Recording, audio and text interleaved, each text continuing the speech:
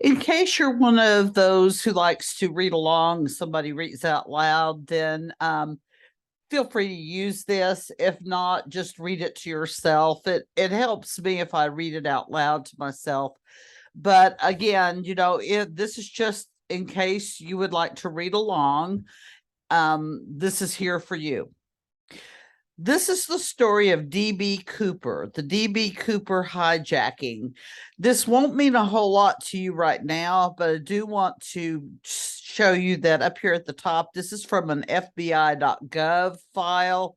And when you're looking at websites, .gov is good, .com is usually good, .org is good, .edu is good.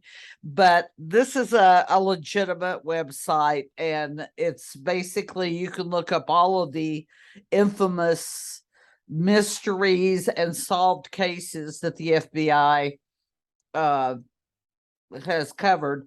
I suppose one day the raid on Mar-a-Lago will be on there. Who knows? I'm sure it will. Anyway, I digress. Let's go to DB Cooper hijacking.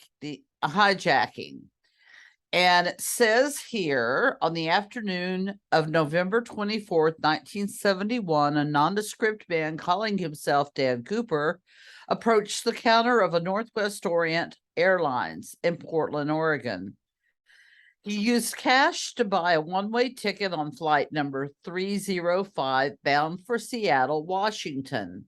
Thus began one of the greatest unsolved mysteries in FBI history.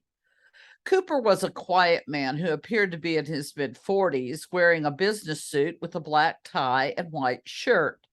He ordered a drink, bourbon and soda, while the flight was waiting for takeoff. A short time after 3 p.m., he handed the stewardess a note indicating that he had a bomb in his briefcase and wanted her to sit with him. The stunned stewardess did as she was told. Opening a cheap attaché case, Cooper showed her a glimpse of a mass of wires and red-colored sticks and demanded that she write down what he told her. Soon she was walking a new note to the captain of the plane that demanded 4 parachutes and $200,000 in $20 bills. When the flight landed in Seattle, the hijacker exchanged the flight's 36 passengers for the money and parachutes. Cooper kept several crew members, and the plane took off again, ordered to set a course for Mexico City. Somewhere between Seattle and Reno, a little after 8 p.m., the hijacker did the incredible. He jumped out of the back of the plane with a parachute and the ransom money. The pilots landed safely, but Cooper had disappeared into the night, and his ultimate fate remains a mystery to this day. The FBI learned of the crime in flight and immediately opened an extensive investigation that lasted many years.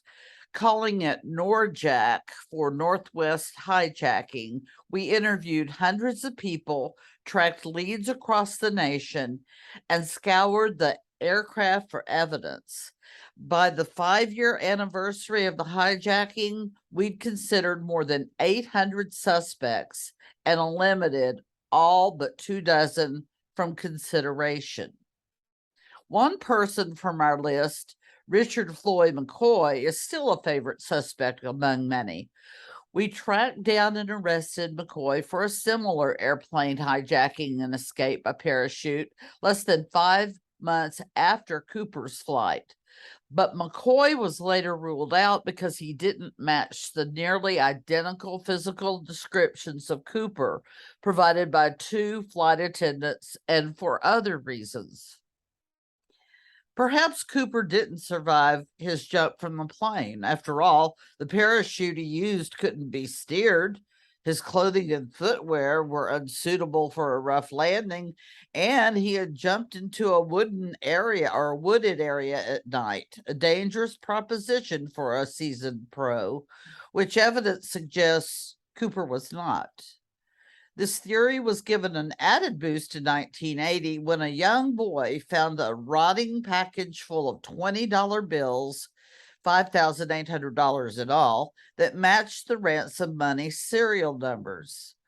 Where did DB come from? It was apparently a myth created by the press. We did question a man with the initials DB, but he wasn't the hijacker. The daring hijack and disappearance remains an intriguing mystery for law enforcement and amateur sleuths alike. And here's some additional information. Here are the descriptions. Let me go back. I'm sorry. Let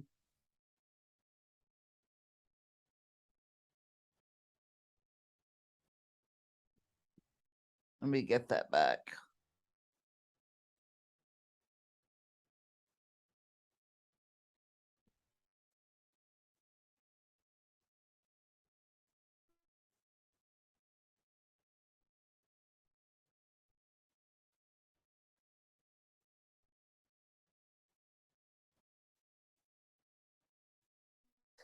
I'm going to go ahead and end the meeting for now. I'll let you go back over all of the pictures and all that on your own time. I just wanted to make sure that I had read this to you. Again, sorry that I clicked the wrong screen, but anyway, this should help. Bye.